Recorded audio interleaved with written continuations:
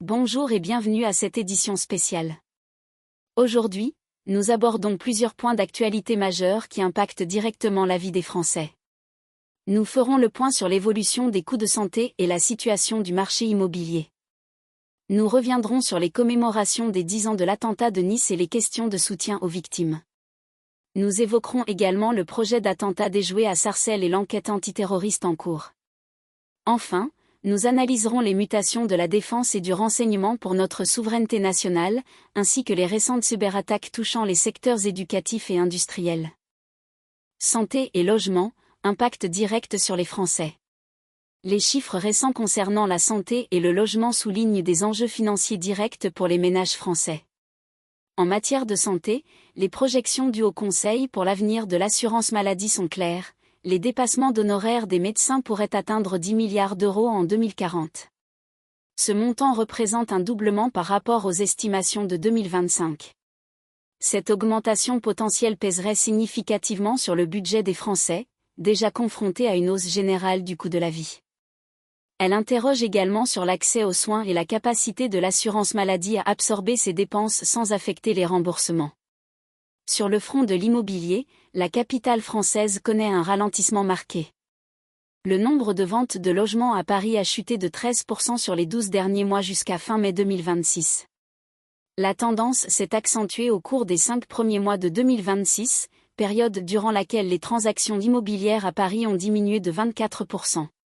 Cette baisse significative des ventes est présentée comme le reflet d'un manque d'attractivité de la capitale française, un constat qui interpelle quant à l'évolution de son marché immobilier et de son dynamisme économique global. Pour les propriétaires, cela peut signifier des difficultés à vendre leurs biens ou une dévalorisation de leur patrimoine. Pour les primo-accédants, la baisse des prix pourrait représenter une opportunité, si les conditions de crédit suivent. En parallèle, les conditions de travail face à la chaleur restent une préoccupation. Le décret du 27 mai 2025 impose des mesures aux employeurs pour protéger les salariés des fortes températures. Cependant, son application est jugée insuffisante par des syndicats comme la CGT. Cette situation expose de nombreux travailleurs à des risques pour leur santé et pose la question de l'efficacité des réglementations en vigueur pour garantir des conditions de travail décentes face aux épisodes caniculaires récurrents. 10 ans après l'attentat de Nice, hommage et soutien aux victimes. 10 ans après l'attentat du 14 juillet 2016 à Nice, la France commémore les 86 morts et plus de 400 blessés de cette attaque.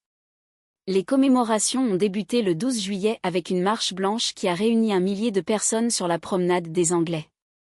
Ce rassemblement symbolique lançait une série d'hommages en mémoire des victimes et pour exprimer le soutien aux familles endeuillées et aux survivants.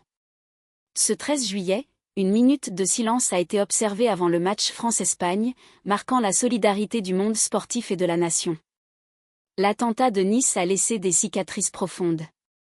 En 10 ans, près de 3000 personnes ont été indemnisées par le Fonds de garantie des victimes d'actes de terrorisme. Ce chiffre, bien que substantiel, ne clôt pas le chapitre pour toutes les victimes. La question du soutien de l'État aux personnes touchées a été soulevée à plusieurs reprises. Maître Mélanie Doux, avocate, a notamment déclaré que l'État n'a pas été aux côtés des victimes dès le départ. Cette déclaration met en lumière les difficultés et les lacunes perçues par certains dans l'accompagnement initial des victimes, un aspect essentiel pour leur reconstruction physique et psychologique. Ces commémorations sont un moment de recueillement, mais aussi l'occasion de dresser un bilan sur l'accompagnement des victimes du terrorisme et de renforcer les dispositifs existants pour que de telles situations ne se reproduisent pas. Sarcelles, projet d'attentat déjoué et enquête antiterroriste. La vigilance des services de renseignement a permis de déjouer un projet d'attentat à Sarcelles. Le 11 juillet, la DGSI a signalé un possible attentat islamiste visant une synagogue dans cette ville du Val d'Oise. Face à cette menace imminente, les forces de l'ordre ont agi rapidement. Un véhicule contenant un fusil d'assaut et une arme de poing chargée a été découvert à proximité immédiate d'une synagogue, confirmant la gravité de la situation. Par mesure de sécurité, environ 300 personnes ont été évacuées de restaurants et d'un cinéma situé dans le périmètre concerné. Cette opération a permis de garantir l'intégrité physique des citoyens face à un danger réel. Le parquet national antiterroriste, le PNAT, a immédiatement ouvert une enquête pour association de malfaiteurs terroristes, soulignant le caractère organisé et prémédité de ce projet. Laurent Nunez, le ministre de l'Intérieur, a confirmé publiquement la découverte d'une arme de guerre dans le véhicule à Sarcelles, attestant de la menace élevée. À ce stade de l'enquête en cours, aucun suspect n'a été identifié. La situation reste sous surveillance étroite, et les investigations se poursuivent pour identifier les responsables et comprendre les motivations derrière cette tentative. Cet événement met en lumière la persistance de la menace terroriste sur le territoire national et l'efficacité des services de renseignement français pour la contenir. Souveraineté nationale, défense et renseignement en mutation. La souveraineté nationale, la défense et le renseignement sont au cœur des préoccupations et des réformes. Le rapport 2025 de la délégation parlementaire au renseignement, la DPR, a publié 10 nouvelles recommandations essentielles sur le renseignement. Ce rapport met en lumière les transformations constantes de la communauté du renseignement face aux défis mondiaux. Il souligne la complexité croissante des menaces, qu'elles soient d'ordre géopolitique, technologique ou terroriste. La capacité de la France à anticiper et à répondre à ces menaces dépend directement de l'efficacité et de l'adaptation de ses services de renseignement. Le rapport insiste sur un point crucial, le renseignement est indispensable pour l'autonomie stratégique et la souveraineté nationale. Sans une information fiable et réactive, la France ne peut défendre ses intérêts et ses citoyens sur la scène internationale et sur son propre territoire. Par ailleurs, la Commission de la Défense de l'Assemblée nationale a nommé ses rapporteurs pour avis sur le projet de loi de finances 2027. Parmi les rapporteurs désignés figurent Franck Giletti et Laurent Jacobelli, tous deux membres du Rassemblement national. Cette nomination est un signe de la répartition des rôles parlementaires et de l'implication de différentes sensibilités politiques dans l'examen des budgets liés à la défense.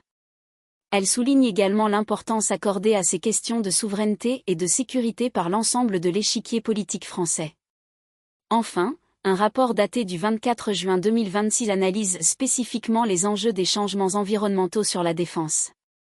Ce document met en perspective la manière dont les modifications climatiques et leurs conséquences géopolitiques peuvent impacter les missions des armées, la stabilité régionale et la sécurité des approvisionnements.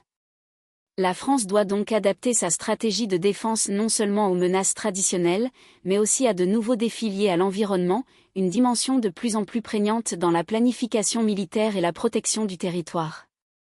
Cyberattaque en France, secteur éducatif et industriel ciblé. La France est confrontée à une multiplication des cyberattaques, touchant des secteurs clés. Récemment, le groupe Grandes Écoles Spécialisées, le GES, a été victime d'un piratage informatique. Cette attaque a eu des conséquences directes, car des données de dizaines de milliers d'étudiants de GES sont désormais concernées.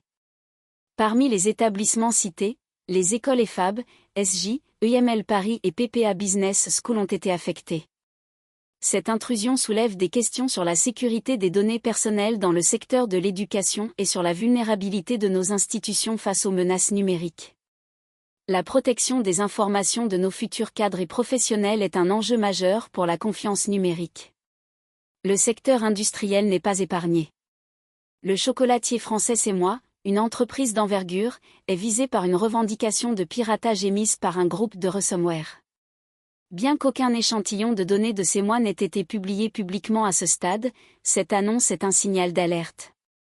Les attaques par ransomware peuvent paralyser des chaînes de production, entraîner des pertes financières considérables et compromettre la réputation des entreprises. Elles menacent directement l'économie et la production nationale.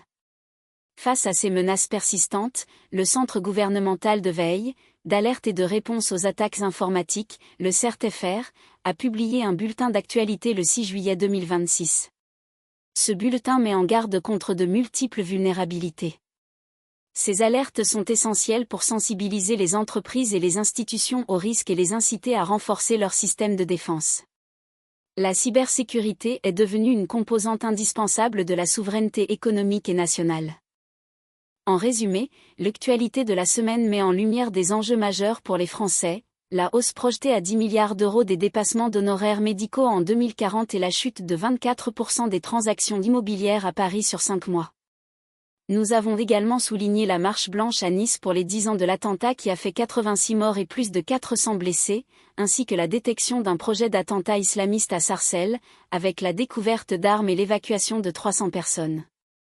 La communauté du renseignement, avec 10 nouvelles recommandations de la DPR, reste un pilier de notre souveraineté, et enfin, la cybermenace s'intensifie avec le piratage des données de dizaines de milliers d'étudiants du groupe GES et l'attaque du chocolatier C'est Moi. Ces faits illustrent la complexité des défis auxquels la France fait face, qu'ils soient économiques, sécuritaires ou sociaux.